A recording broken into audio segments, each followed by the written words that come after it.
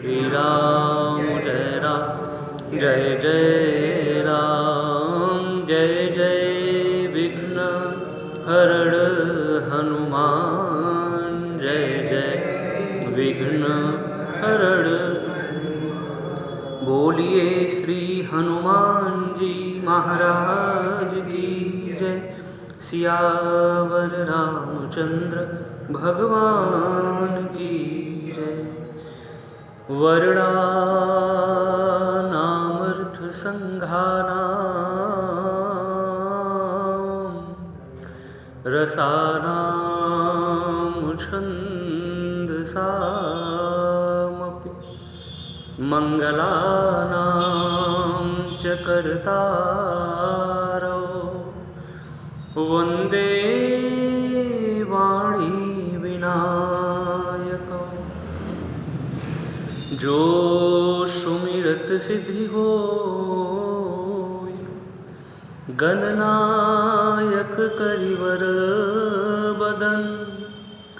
करौ अनुग्रह सोय बुद्धि राशि शुभ गुण सदन। जनक सुता जग जननी जानकी अतिशय प्रिय करु निधान की। ताके जुग पद कमल मनावहु जासु कृपा मलमति पावहु। कभी न होहु नहीं चतुर कहावहु। मति अनुरूप राम गुण गावहु। कह रघुपति के चरित अपारा। कह मति मोरी निरत संसारा। जस कछु बुद्धि विवेक बल मेरे।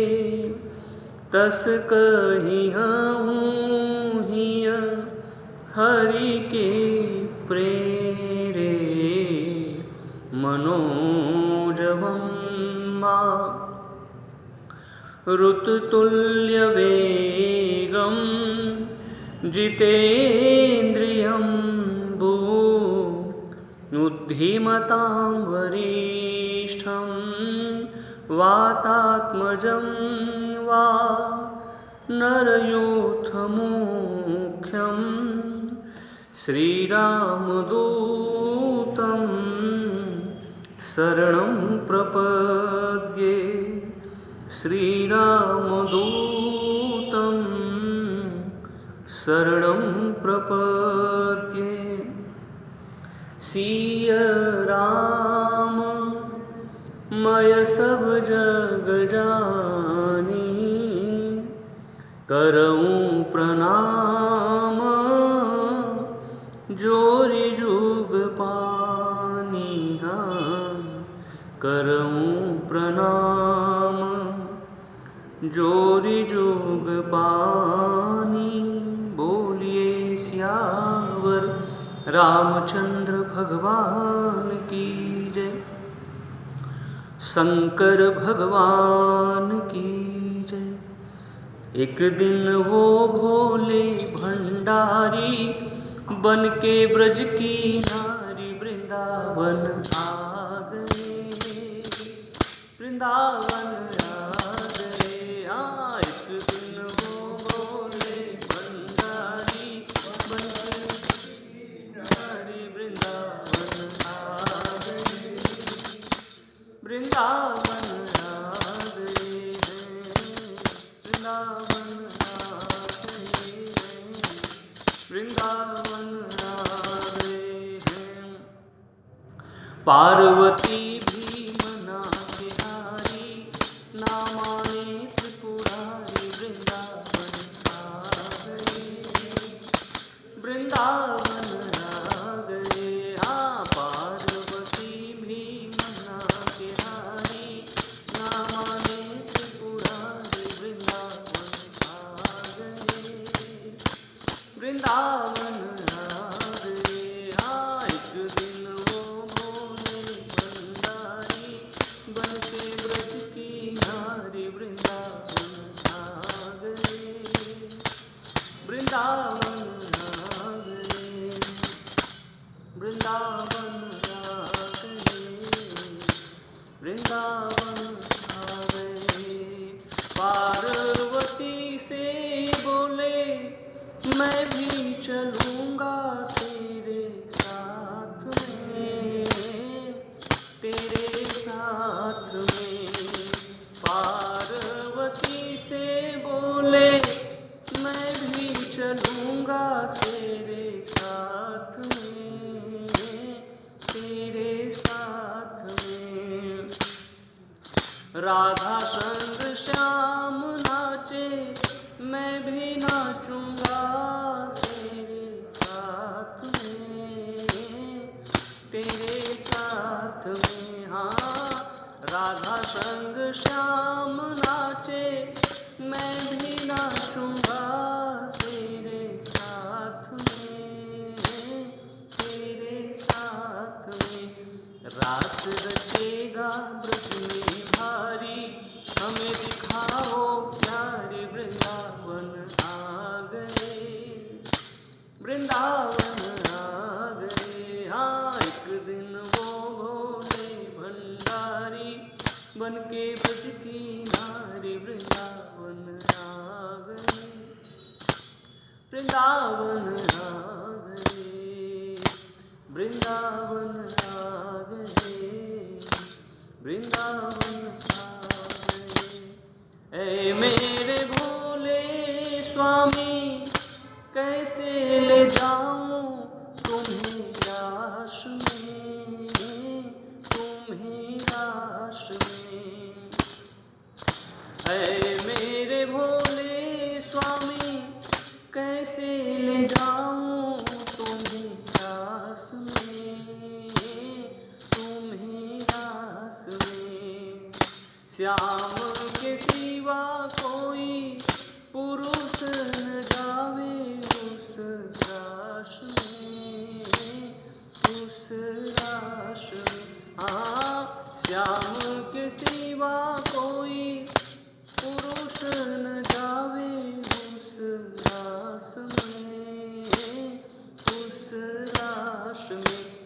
हंसी करेंगी ब्रज की नारी, मानो बात हमारी, वृंदावन आ गए, वृंदावन आ गए, वृंदावन आ गए। हाँ, एक दिन वो बोले भंडारी, बन के ब्रज की नारी, वृंदावन आ गए, वृंदावन आ गए, वृंदावन आ गए, वृंदावन आ गए। ऐसा बना दे मुझे कोई ना जाने इस राज को, इस राज को। ऐसा बना दे मुझे कोई ना जाने इस राज को, इस राज को। मैं हूँ सहेली तेरी, ऐसा बताना ब्रज राज को, ब्रज राज को। मैं हूँ सहेली तेरी, ऐसा बताना ब्रज राज को, ब्रज राज को। लगा के जूड़ा पहन के साड़ी, चल चले मतवाली, वृंदावन आ गए, वृंदावन आ गए। हाँ, लगा के जूड़ा पहन के साड़ी, चल चले मतवाले वृंदावन आ गए। वृंदावन वृंदावन आ गए, वृंदावन आ गए। हाँ, एक दिन वो भोले भंडारी बन के ब्रज की नारी वृंदावन आ गए। वृंदावन आ गए, वृंदावन आ गए, वृंदावन आ गए। मोहन ने देखा जब जान गए सब बात हो, सब बात हो। मोहन ने देखा जब जान गए सब बात हो, सब बात हो। ऐसी बजाई बंसी सुध बुध खोए भोलेनाथ हो, भोलेनाथ हो। ऐसी बजाई बंसी सुध बुध खोए भोलेनाथ हो, भोलेनाथ हो। हाँ, सिर से खिसक गई जब साड़ी, मुस्काए गिरधारी वृंदावन आ गए, वृंदावन आ गए। हाँ, सिर से खिसक गई जब साड़ी, मुस्काए बनवारी वृंदावन, वृंदावन आ गए, वृंदावन आ गए, वृंदावन आ गए, वृंदावन आ गए, वृंदावन आ गए। हाँ, एक दिन वो भोले भंडारी बन के ब्रज की नारी वृंदावन आ गए, वृंदावन आ गए। हाँ, वृंदावन आ गए, वृंदावन आ गए, वृंदावन आ गए, वृंदावन आ गए, वृंदावन आ गए। बोलिए गोपेश्वर महादेव भगवान की जय, सियावर रामचंद्र भगवान की जय, श्री कृष्ण कन्हैया लाल की जय, लखन लाल जी महाराज की जय, श्री हनुमान जी महाराज की, गोस्वामी तुलसीदास जी महाराज की जय, तुलसी महारानी की जय, सब संतन हरि भक्तन की जय। हर हर महादेव, जय जय श्री राधे, जय जय श्री राधे, जय जय श्री राधे। परिपूर्णतम परात्पर आनंद कंद श्रीमदाकारण करुणा वरुणालय अखिल ब्रह्मांड नायक मर्यादा पुरुषोत्तम दशरथ नंदन भगवान श्री राघवेंद्र की महती अनुकंपा से मुझे कार्तिक के इस पावन महीने में माँ तुलसी की छत्र छाया में माँ तुलसी के श्री चरण कमलों में बैठकर आप श्रद्धालु भाव प्रेमी भक्तजनों के बीच में आद्य शक्ति भगवती जगत जननी जगदम्बा माँ सती और देवों के देव महादेव भगवान शिव के परम पावन प्रसंग को उन्हीं के आशीर्वाद कृपा प्रेरणा से उनके श्री चरण कमलों में बैठकर उन्हें समझने का उन्हें गाने का दिव्यतम स्वर्ण अवसर प्राप्त हुआ। इस कथा के मूल में जिनकी कृपा है उन श्री सीताराम भगवान के श्री चरण कमलों में नमन वंदन अभिनंदन प्रणाम। आइए श्री सीताराम भगवान के चरण शरण में रहते हुए हम और आप बड़ी श्रद्धा भक्ति और भाव के साथ भगवत चर्चा को श्रवण करें। बोलिए गौरी शंकर भगवान। तो भरद्वाज मुनि बसहि प्रयागा, तिन्हि राम पदयति अनुरागा। राम कथा मुनि बरज बखानी, सुनी महेश परम सुख मानी। तुम त्रिभुवन गुर वेद बखाना, आन जीव पावर का जाना।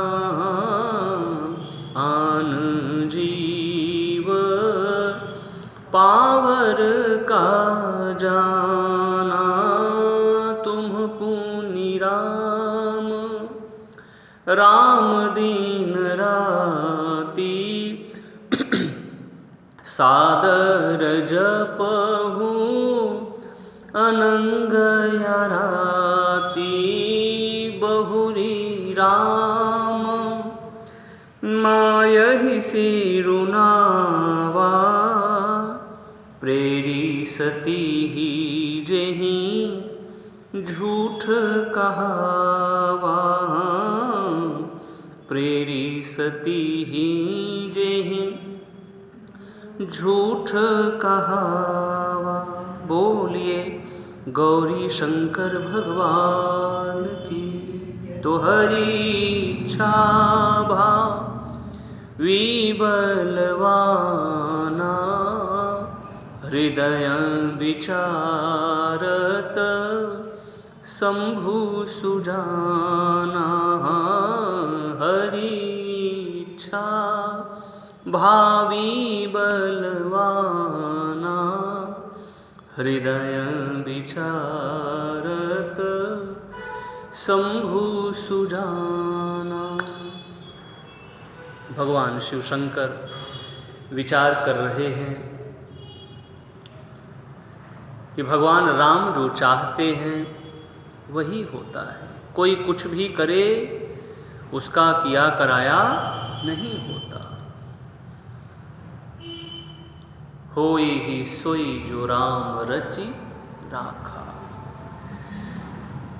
ये जो चौपाई है बड़ी प्यारी चौपाई है। होई सोई जो राम रचि राखा।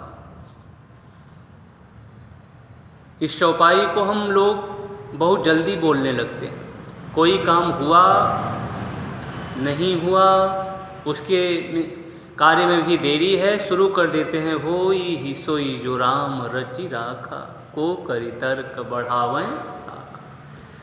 ये चौपाई बहुत बात की है, इसे हमें पहले नहीं कहना चाहिए। ये चौपाई बहुत बात की है। भगवान शिव ने इस चौपाई को कब कहा, इस बात को हम और आप थोड़ा ध्यान दें। भगवान शिव ने इस चौपाई को तब कहा जब सती महारानी ने को बहुत समझाया और सती महारानी जब बात न समझ पाई तब उन्होंने कहा होई ही सोई जो राम रचि राखा, को करी तर्क बढ़ावे साखा। होई सो, ये बहुत बात की चौपाई है, इसको हम तुरंत ना बोलें। पहले हम कर्म करें, मेहनत करें, परिश्रम करें। जब हमें और आपको सफलता ना मिलती हुई दिखाई पड़े तब हम और आप कह सकते हैं होई ही सोई जो राम रचि। ये बात की चौपाई है, इसे हम लोग पहले ही कहने लगते हैं। कुछ करो धरो मत, बस होई सोई जो राम रचि राखा। नहीं नहीं, पहले करो और खूब मेहनत करिए। जब उसमें सफलता न दिखाई पड़े, बहुत करते करते करते तब उस चीज को ऊपर छोड़ देना चाहिए ईश्वर की, तब ये चौपाई की है। तो सती महारानी के ऊपर बातों का प्रभाव पड़ता हुआ भगवान शिव ने जब देखा कि नहीं पड़ रहा है, तब उन्होंने यही कहा। तो भगवान शिव शंकर भगवान हरि की माया को, इच्छा को प्रणाम कर रहे हैं। होई ही सोई जो राम रचि राखा, और बहुरी राम मायहि सिरु नावा, प्रेरि सती ही जेहि झूठ कहा। ये हरि की माया इतनी प्रबल है, भावी इतनी प्रबल है कि सती जैसी नारी से भी इस माया ने, इच्छा ने झूठ कहलवा दिया।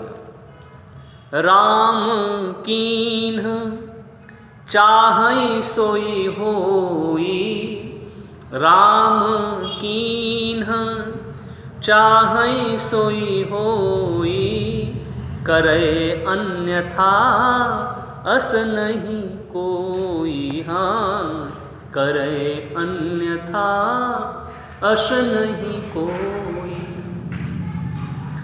जो राम जी चाहते हैं वही होता है। कोई कितना भी चाहे कि ये ऐसा हो जाए, ऐसा हो जाए, होई सोई जो राम रचि राखा।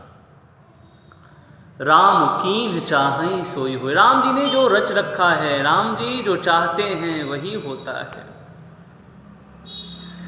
तो हरि इच्छा और हरि कृपा, ये दो चीज़ों को कल हम और आप श्रवण कर रहे थे। हरि इच्छा का मतलब प्रतिकूलता को ही हम और आप हरि इच्छा कहते हैं। और हमारे ऊपर जो चीज़ हम चाहते हैं वो चीज़ हमें मिल जाए, वही अनुकूलता ही भगवान की कृपा है। कल हम और आप भक्तों के बीच में संवाद हो रहा था। तो ये हरि इच्छा और ये हरि कृपा ठीक उसी प्रकार से हम और आप देख सकते हैं।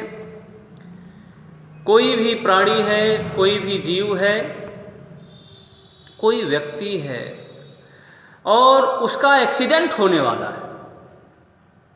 एक्सीडेंट हम देख रहे हैं, ये गाड़ी आ रही है, उसका एक्सीडेंट होने वाला है।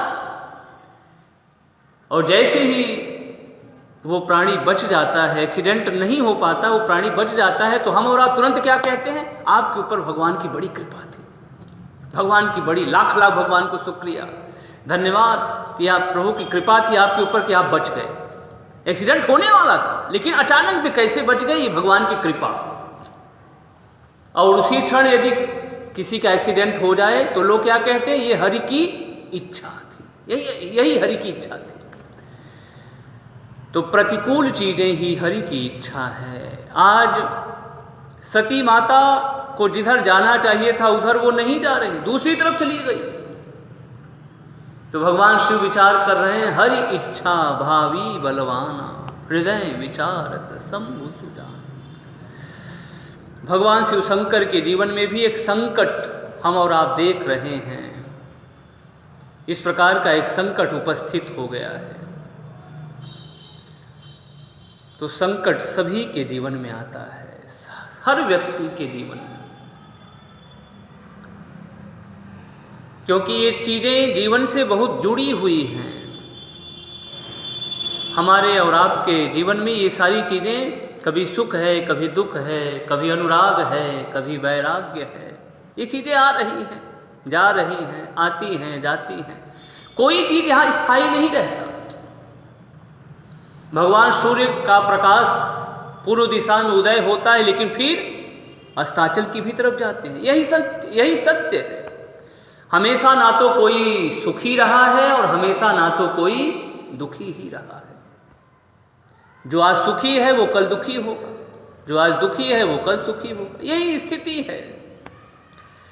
तो हम और आप हर स्थिति परिस्थिति में सम जिए, सहज जिए। धीरज धर्म मित्र अरु नारी, आपद काल परिखिहै चारी। जिस समय जीवन में संकट आए उस समय हम बावले न हो जाएं, धैर्य के साथ हम अपना, यदि हम धैर्य के साथ रहते हैं तो हमारे शास्त्र और हमारे संतों का कहना है जो संकट हैं वो धुएं की तरह चले जाते हैं, उड़ जाते हैं। और यदि हम परेशान होते हैं तो फिर हमें कई प्रकार के कष्टों का सामना करना पड़ता है। इसलिए जब भी संकट आए हम धैर्य के साथ उस संकट का सामना करें। हर स्थिति परिस्थिति में हम और आप सम रहें, सहज रहें। ऐसा होना बहुत कठिन है, लेकिन ऐसा हो जाए तो फिर बात बन जाए। ऐसा होना बहुत कठिन है। हम सब की स्थिति यही है कि संकट आता है तो हम सभी घबरा जाते हैं, अपने वेग, अपनी आपा को, अपनी बुद्धि को खो देते हैं। हम सभी घबरा जाते हैं तुरंत। और मान लीजिए हम नहीं घबराते तो हमारे जो बगल वाले हैं वो हमको घबरवा देते हैं, डरा देते हैं, भयभीत कर देते हैं। और वो जो नहीं डरने वाले हैं वो भी अपना नियंत्रण खो देते हैं। तो समाज की, संसार की यही स्थिति है कि जब जीवन में हमारे संकट आता है तो हम अपना आपा खो देते हैं, धैर्य को दूर कर देते हैं। तो स्वाभाविक सी बात है, उस संकटों से हमें जूझना ही पड़ेगा। बड़े बड़े संत, बड़े बड़े कोई भी आया, सबके जीवन में संकट आया, सबके जीवन में संकट। क्योंकि पहलू है ना, एक सिक्के के दो पहलू हैं, कभी सुख है कभी दुख है। हर व्यक्ति को इसका सामना करना पड़ता है। संसार की भी ऐसी स्थिति थी, हम और आप जिसकी कभी कल्पना भी नहीं किए थे। ये जो कोरोना आया, जिसकी हमने और आपने कभी कल्पना भी नहीं की थी कि ऐसा भी हो जाएगा, ऐसा भी हो जाए, कभी कल्पना भी हम लोगों ने, मान लीजिए कभी कोई कहे भूल से, अगर मान लो ऐसा हो जाएगा, लोग कहेंगे ये कोरी बकवास कर रहे हो आप, ऐसा कभी हो ही नहीं सकता, ऐसा हो जाएगा तो प्रलय हो जाएगा, क्या क्या लोग कहते थे। लेकिन हो गया, हमने उसको जिया, हमने और आपने उसको जिया है। और प्रभु से प्रार्थना करें कि वो जल्द से जल्द दूर चला जाए। हम सभी को प्रभु स्वस्थ रखें, प्रभु सबका भला करें, ऐसी हम सबकी प्रार्थना हो। सबका भला करें, सबका मंगल करें भगवान। तो ये जीवन की जो स्थितियां हैं, जीवन के ये जो पड़ाव हैं, हर व्यक्ति को दुख सुख का सामना करना पड़ता है। कोई भी हो, संत हो, मनीषी हो, मुनि हो, भगवान हो, कोई भी। भगवान भी इस धराधाम पर आकर के यही संकेत किए कि जो भी ये मृत्यु लोक है ना, जो भी यहाँ से जुड़ा, उसके जीवन में कभी सुख आया कभी दुख आया। मैं भी संसार का जीव बना, संसार का प्राणी बना, तो मेरे जीवन में भी कभी सुख आए कभी दुख आए। एक तरफ राज्य मिलने वाला है, सारी बातें हो गई है कि कल ही राज्य दिया जाएगा, लेकिन दूसरे दिन प्रातः काल होते ही तापस वेश विशेष उदासी, 14 बरिस राम बनवासी। कैसी कैसी स्थितियां भगवान को भी झेलनी पड़ी प्रिय भक्तों। तो भगवान ने यही संकेत किया कि इस सब चीज़ों में हम सहज बन करके जिए, सहज होकर के संकटों का सामना करें। ऐसा बहुत कठिन है, लेकिन हमारा प्रयास जारी रहे। भगवान कृष्ण आए तो भगवान कृष्ण ने भी ग्वाल बाल के रूप में अवतार लिया। तो भगवान के ही ऊपर दोषारोपण कर दिया गया, भगवान के ही ऊपर दोषारोपण कर दिया गया, कलंक लगा दिया गया कि भगवान ने स्मंतक मणि को चुराया है। देखिए, क्या भगवान ऐसा कभी कर सकते हैं? लेकिन बुद्धि, लोगों की बुद्धि कितनी खराब हो जाती है। ये हम सभी संसार में आते हैं तो सब उससे रूबरू होते हैं, उससे हमें और आपको रूबरू सामने आना पड़ता है। भगवान के ऊपर भी चोरी लग गई स्मंतक मणि की, जो कि भगवान निर्दोष, निर्विकार, निर्गुण, सारी चीजों से परे।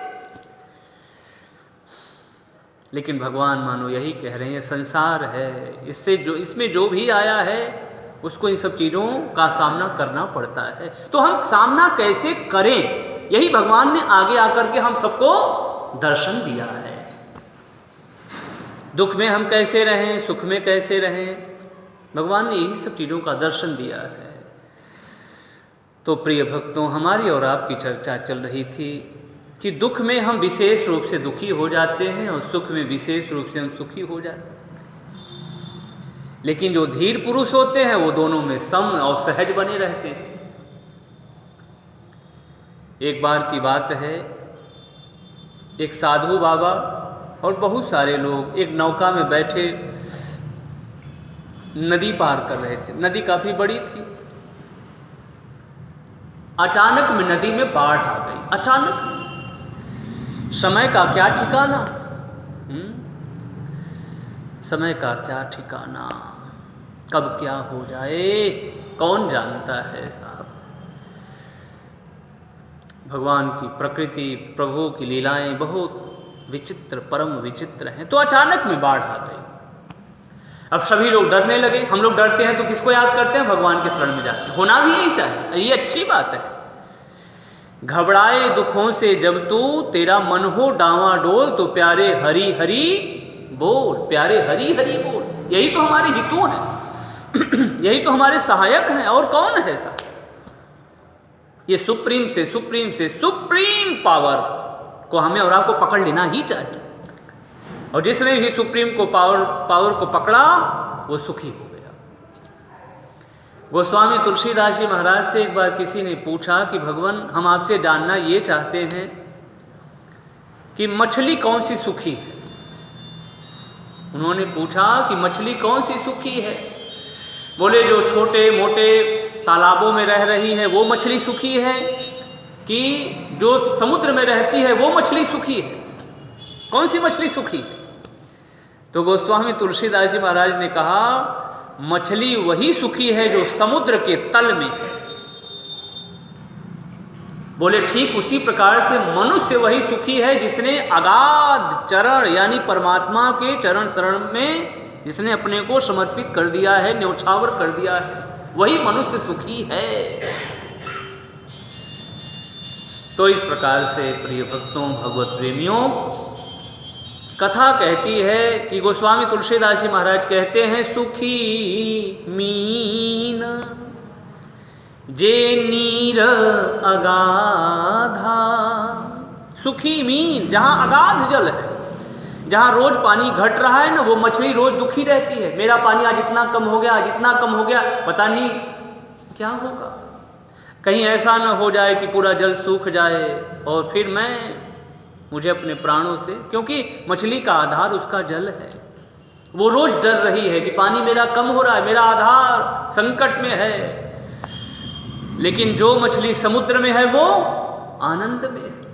वहाँ ना तो पानी कभी कम होता है, वहाँ तो लबालब भरा रहता है, कम होने का नाम ही नहीं।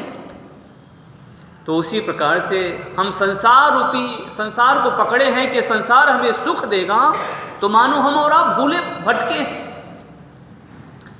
क्योंकि संसार में तो अल्प सुख है, अल्प, और अगाध सुख है मेरे गोविंद, मेरे भगवान के चरण शरण में। और जिसने भगवान के चरण शरण को पकड़ लिया है, सचमुच में वो सुखी हो गया है। तो हम संसार रूपी सुख को छोड़ करके, हमारे शास्त्र और हमारे संतों का कहना है, भगवान के चरण शरण को पकड़ लें तो हम सुखी हो जाएंगे। तो सुखी मीन जे नीर अगाधा, जिमि हरि शरण नए कहु बाधा। जिमि हरि शरण नए कहु बाधा। तो हम और आप कथा सुन रहे हैं कि एक साधु बाबा है और बहुत सारे यात्री हैं। नौका में सभी लोग बैठे हैं, नदी के उस पार जाना है सभी को। अचानक में बाढ़ दिखाई पड़ी, और जैसे ही दिखाई पड़ी सभी भगवान को मनाने लगे, प्रभु प्रभु हमारी रक्षा करिए, प्रभु हमारी रक्षा करिए। लेकिन उसी नाव में बैठे हैं एक साधु बाबा। उन्होंने क्या काम किया? वो जो नदी का जल है ऐसे अंजलि को अपने बनाए और अंजलि से नदी का जल ऐसे लिए और अब नाव में भरने लगे। बोले बाबा रुक जाओ बाबा रुक जाओ। लोग कहने लगे बाबा ये क्या कर रहे हो, नदी अब ये जो नाव है तो ऐसे ही डूबने वाली है और आप इसमें और जल भर रहे हो, रुक जाओ बाबा रुक जाओ। लेकिन बाबा सबकी बात को अनसुना किए, बस उसी जल ऐसे नदी तरंगे मार रही है, बाढ़ आ ही गया है नदी में, उफान एकदम से, बड़ी भयानक बड़ी डरावनी स्थिति है। लेकिन साधु बाबा अपनी सहज स्थिति में नदी का जल ले रहे हैं, नौका में से डालते जा रहे हैं, उलीझते जा रहे हैं। लोगों ने जब देखा तो लोगों ने कहा ये बाबा को क्या हो गया, हम सभी डर रहे हैं, क्योंकि सहज तो हैं नहीं, संसारी हैं, दुख को देखते हैं तो विशेष दुखी हो जाते हैं, डरने लगते हैं, अभयम वाली स्थिति कहाँ है। तो साधु बाबा भरते गए, कुछ समय के बाद कहते हैं वो जो तरंगे थी, वो जो बाढ़ था, अपने आप शांत हो गया। सबने भगवान प्रभु आपने बड़ी कृपा की, आपने बहुत कृपा की। तो साधु बाबा ने क्या किया, साधु बाबा ने वो जो नौका में उन्होंने जल भरा था, फिर से उसको अंजलि में लेकर के बाहर गिराने लगे, उसको लेकर के ऐसे बाहर गिराने लगे। तो लोगों ने बाबा से पूछा, बाबा आप क्या कर रहे हैं? जब बड़ी डावाडोल वाली स्थिति थी तो आपने नदी का पानी आप नौका में उलीच रहे थे, अब स्थिति सामान्य हो गई तो नौका का पानी जल में नदी में उलीच रहे हैं, ये क्या कर रहे हैं? हमारी बात कुछ पल्ले नहीं पड़ रही, समझ में नहीं आ रही। साधु बाबा ने कहा, उसकी इच्छा में अपनी इच्छा को मिला दो तो आप सुखी हो जाओगे। उनकी इच्छा में हम अपनी इच्छा को मिला दें तो हम सुखी हो जाएंगे। वस्तुतः सुखी होने का यही लक्षण है, यही रहस्य है। बस सुखी यदि हम होना चाहते हैं तो, क्योंकि हम कुछ भी करें, यदि जीवन में दुख है तो उस दुख से निपटने का सरल तरीका है कि हम और आप अपनी इच्छा को परमात्मा में मिला दें और उस स्थिति को झेलते हुए परमात्मा का सुमिरन करें। धीरे धीरे फिर स्थिति ठीक हो जाएगी, क्योंकि ये संसार का नियम है कि कोई भी चीज हमेशा नहीं रही है। दुख आता है, कुछ समय के बाद वो चला जाता है, क्योंकि ये दोनों भाई हैं, एक आते हैं फिर दूसरे जाते हैं, एक फिर दूसरे आते हैं फिर पहले चले जाते हैं, यही स्थिति है। तो हम उनकी इच्छा में अपनी इच्छा को मिला दें तो शिव हृदय विचारत शंभु सुजाना, राम कीन्ह चाहै सोई होई, करे अन्यथा अस नहीं। तो सिया राम कहो, सिया राम कहो, सिया राम कहो, सिया राम कहो। गाइए सिया राम कहो, सिया राम कहो, सिया राम कहो, सिया राम कहो, सिया राम कहो, सिया राम कहो, सिया राम कहो, सिया राम कहो, सिया राम कहो, सिया राम कहो, सिया राम कहो।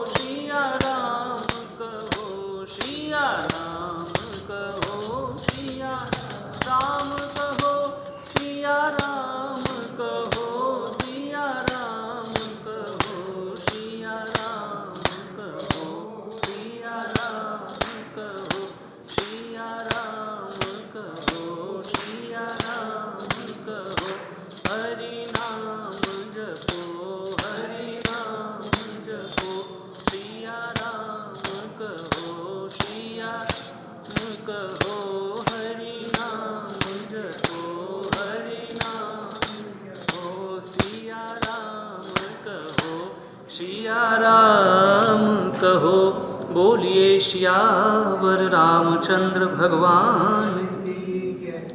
तो बहुरी राम मायहि सिरुनावा,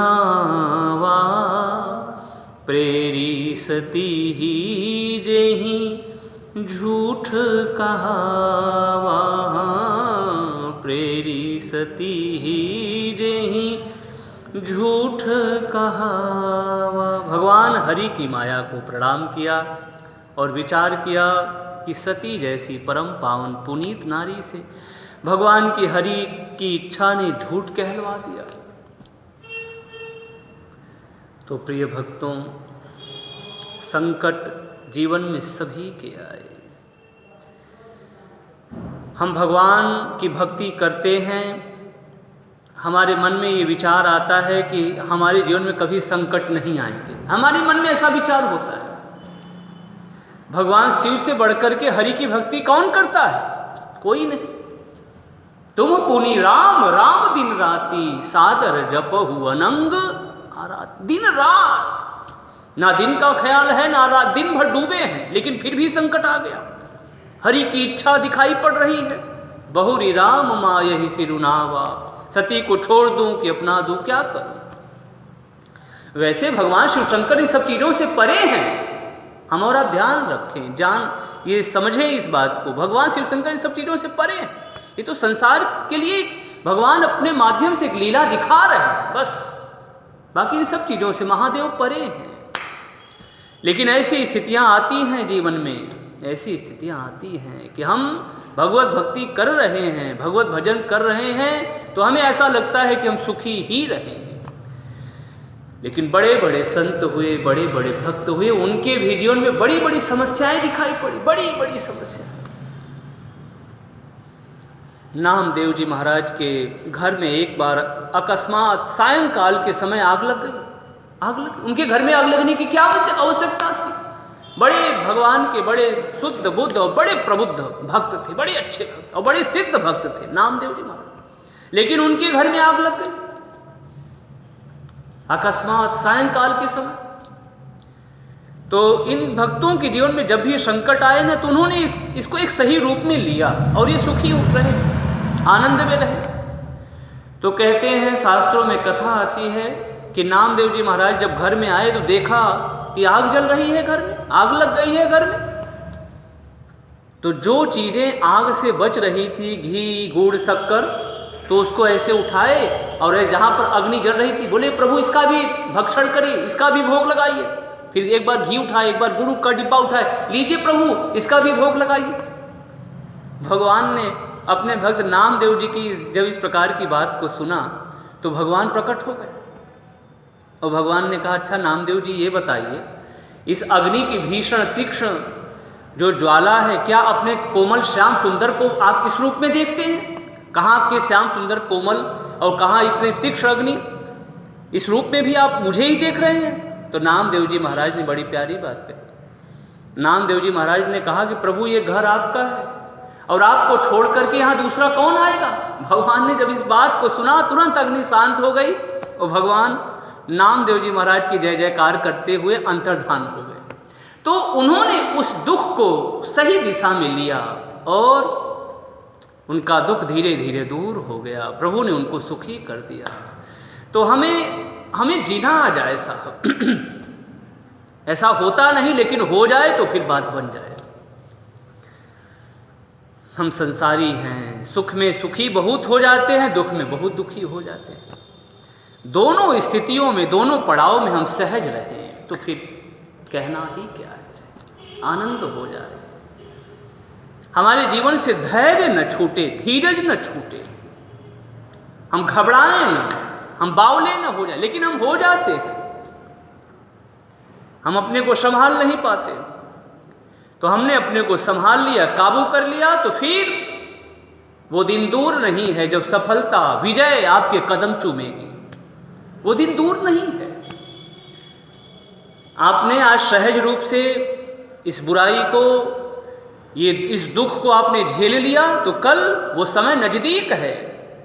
सुख का समुंदर तेरे नजदीक आ रहा है। सुख कि वो घड़ी आ रही है नजदीक। तो भगवान के भक्तों के जीवन में भी बड़े बड़े कष्ट आए,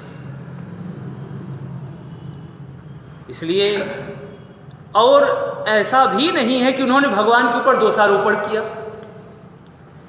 यहाँ तो समस्या ये है कि हम थोड़ी सी भक्ति करते हैं और कुछ भी हमारे ऊपर संकट आया, कुछ भी हमारे ऊपर विपत्ति आई, तो सबसे पहले हम भगवान से झगड़ना शुरू करते हैं, भगवान ने ये, भगवान ने वो। थोड़ी सी भक्ति करते हैं जिसका नामो निशान नहीं, नामो निशान नहीं है। हम लोग क्या भक्ति करते हैं? कुछ भी नहीं, शून्य। लेकिन हमारे जीवन में थोड़ी सी विपत्ति दिखाई पड़ती है तो हम भगवान को ही कोसने लगते हैं। बड़े बड़े भक्तों के जीवन में बड़ी बड़ी विपत्ति आई, लेकिन उन्होंने भगवान के ऊपर दोषारोपण नहीं किया। क्या यहाँ पर शंकर भगवान दोषारोपण करते हुए दिखाई दे रहे हैं? देखो राम जी ने तो ये कर दिया, मैं उनकी कितनी भक्ति करता हूँ। बल्कि वो तो प्रसन्न है और कह रहे हैं कि राजी हैं हम उसी में जिसमें तेरी, जिसमें आप खुश हैं उसमें मैं भी खुश हूँ, मैं भी उसमें सम्मिलित हूँ। जो आप करना चाहते हैं मैं भी उसमें सहयोग कर रहा हूँ, मुझे भी प्रसन्नता है, क्योंकि मैं जानता हूँ कि आप अच्छा छोड़ करके और कुछ नहीं करते। मेरी अच्छाई के लिए, मेरे हित के लिए ही आप काम कर रहे हैं, मेरे मंगल के लिए ही जो काम, जो बीड़ा आप उठाए हैं वो मेरे मंगल के लिए ही कर रहे हैं। भक्त गिरिराज जटायु के जीवन में कितनी बड़ी समस्या आई। उन्होंने कितना बड़ा काम किया, कितना बड़ा काम किया। भगवान राम भी मौजूद हैं, सीता माता जो आद्य शक्ति भवानी काली दुर्गा हैं, उनके रहते हुए, भगवान के रहते हुए उनके पंख काटे जा रहे हैं। ये क्या है? भगवान की करनी विचित्र है। लेकिन भक्तों ने भगवान के ऊपर कभी भी दोषारोपण नहीं किया। भगवान ने ये क्या कर दिया? मैं तो उनकी सहायता कर रहा था। लेकिन हम संसारी लोग, देखो लोग क्यों, यही है, हम चीजों को समझ नहीं पा रहे हैं और ना समझने के कारण हम भगवान के ऊपर ही दोषारोपण करना शुरू कर देते हैं। गिरिराज जटायु सीता माता की रक्षा में तत्पर हैं और रावण से उनका घनघोर युद्ध भी होता है। एक क्षण के लिए वो रावण को विमान से उसके बाल को पकड़ करके नीचे कर देते हैं और घड़ी भर के लिए मूर्छित भी कर देते हैं। और गोस्वामी तुलसीदास जी महाराज कहते हैं कि इतना ही नहीं बल्कि अपनी चोंचों से उन्हें मार मार करके उनके शरीर को विदीर्ण कर देते हैं, घायल कर देते हैं।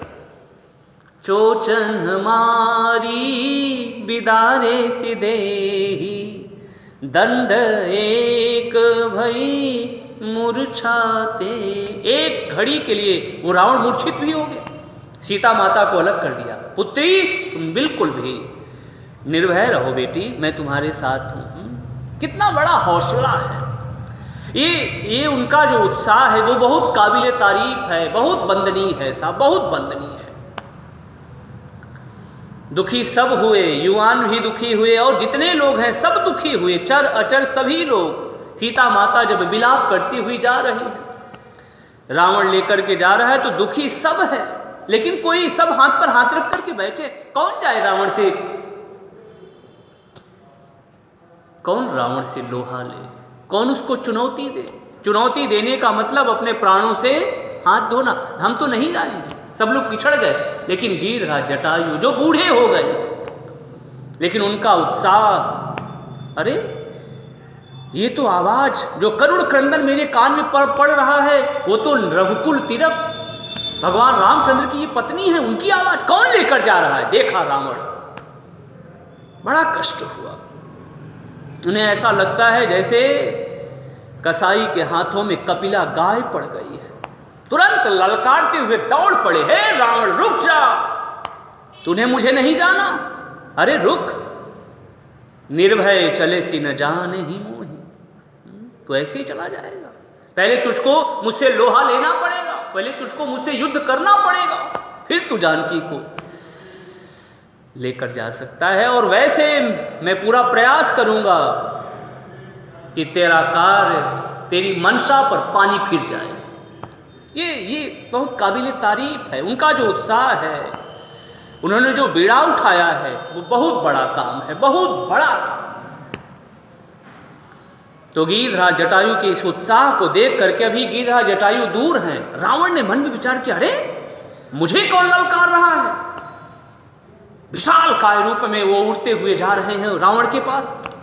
अब रावण को लगा हो सकता है या तो ये मैनाक पर्वत आ रहा है मुझसे लड़ने के लिए, और या तो जो पक्षियों के राजा गरुड़ जी हैं वो मुझसे लड़ने के लिए आ रहे हैं। लेकिन रावण ने फिर मन में विचार किया, नहीं नहीं, जो गरुड़ जी हैं वो तो मेरे बल को, पराक्रम को, अपने स्वामी विष्णु के सहित मेरे पराक्रम को जानते हैं। नहीं नहीं, वो नहीं आएंगे। तब हो सकता है मैनाक पर्वत ही हो, वो उड़ता हुआ आ रहा है। लेकिन तब तक उड़ते हुए गीधराज जटायु जी जैसे नजदीक पहुंचे, उन्होंने देखा, अरे ये तो बूढ़ा जटायु है। यानी रावण ने ये सोचा भी नहीं कि एक बूढ़े जटायु मुझे ललकार सकते। तो प्रिय भक्तों, आज बूढ़े जटायु ने रावण को कहा कि रावण, सीता जी को छोड़ करके तू चला जा, नहीं तो तेरा सारा वंश श्री राम जी के क्रोध रूपी अग्नि में जैसे पतिंगा आग में जल जाता है, वैसे तेरा वंश नष्ट हो जाएगा, सब जल जाएंगे क्रोधानल में, भगवान राम के क्रोधानल। रुक जा रावण, अभी भी समय है, रुक जा, अभी देर नहीं हुआ है। मंगल चाहता है अपना, अपने कुल, अपने समुदाय का, तो रुक जा। एक सच्ची सिखावन, एक सही सिखावन को दिया है गीधराज जटायु ने। रावण कुछ देर के लिए मौन हो गया, कुछ उससे बोलते न बना। और फिर उसके बाद जैसे ही देखा कि गीधराज जटायु जी ने कि रावण कुछ कहते करते नहीं, उसको देखा तो उन्होंने उसके ऊपर आक्रमण कर दिया। एक क्षण के लिए सीता माता को बचा लिया और एक क्षण के लिए उसको मूर्छा भी आ गई, लेकिन दूसरे क्षण उसकी मूर्छा दूर हुई और फिर उसने कृपाण निकाला, और जैसे ही कृपाण निकाला उसने उसके पंख को काट दिया। काटे सी पंख पराखग धरनी, सुमिरी राम करी अद्भुत करनी। हाँ, सुमिरी राम करी अद्भुत करनी। अब हम भगवान को नहीं भजेंगे। गीधराज जटायु कह सकते थे, जिनकी पत्नी की रक्षा के लिए मैं आया और मेरे पंख काट दिए गए, इसका मतलब रावण तो ज़्यादा बली है। हम सोच सकते हैं, हमारी बुद्धि कह सकती है कि उन भगवान में तो हमने सोचा था बड़ी शक्ति है, लेकिन उनमें तो कोई शक्ति दिखाई ही नहीं पड़ी, उन्होंने तो मेरी सहायता की ही नहीं, और रावण ने मेरे पंख को काट दिया, अब मैं उनका भजन नहीं करूँगा। लेकिन गीधराज जटायु जी ऐसी बातें, ऐसे विचार नहीं करते, बल्कि वो भगवान के चरण चिन्हों में जो अंकुश, ध्वजा, गदा, ये सब चिन्ह बने हुए हैं, उसी का सुमिरन कर रहे हैं। वो जानते हैं कि भगवान इस लीला को किसी दूसरे रूप में संपन्न कराना चाहते हैं, इसलिए मेरे माध्यम से इस लीला को उन्होंने संपन्न नहीं कराया। लेकिन हम जैसे संसारी होते हैं तो हम लोग क्या सोचते हैं, देखो हमने भगवान की तरफ हम आगे बढ़े, भगवान का कार्य कर रहे हैं, फिर भी हम असफल हो गए, इसका मतलब भगवान में शक्ति नहीं है। कभी कभी हम ऐसी बातें भी सोचने लगते हैं, भगवान को छोड़ो। लेकिन गीधराज जी के पंख कट गए, लेकिन कटने के बाद भी वो भगवान का ही सुमिरन कर रहे हैं। काटे सी पंख परा खग धरनी, सुमिरी राम करी अद्भुत करनी। तो सुमिरत राम चरण जिन्ह रेखा, उसी राम चिन्ह, राम जी के चरण चिन्हों में जो अंकुश, ध्वजा, गदा, ये सब जो चिन्ह बने हुए हैं, उसी चीज़ों का वो स्मरण कर रहे हैं। भगवान की लीला बहुत बहुत और बहुत विचित्र है। काटे सी पंख परा खग धरनी। और फिर कुछ समय के पश्चात भगवान आए, भगवान ने उनको अपनी गोद में लिया, अपना कर कमल उनके पूरे शरीर पर भगवान ने फेर दिया, उनके सारे दुख दूर हो गए। मुझे लग रहा है अब यहीं पर इस प्रसंग को विराम देना चाहिए। कुछ देर के लिए गीधराज जी को अपने प्रभु को देखने दीजिए, यानी भक्त भगवान के पास है और भगवान भी भक्त के पास है, दोनों को आनंद करने दीजिए, और हम और आप भी प्रभु के चरण शरण में रहें। भगवान सभी का सब प्रकार से मंगल करें। इसी मंगलमय वाक्यों के साथ वाणी को विराम। गाइए श्री राम जय जय राम। जय राम जय जय राम। श्री राम जय जय राम। श्री राम जय जय राम। श्री राम जय जय राम। श्री राम जय जय राम। जय जय विघ्न हरण हनुमान। जय जय विघ्न हरण हनुमान। जय जय विघ्न हरण हनुमान। जय जय विघ्न हरण हनुमान। बोलिए श्री हनुमान जी महाराज की जय। सियावर रामचंद्र भगवान की जय। श्री कृष्ण कन्हैया लाल की जय। सभी देवी देवताओं की जय। हर हर महादेव। जय जय श्री राधे। जय जय श्री राधे। जय जय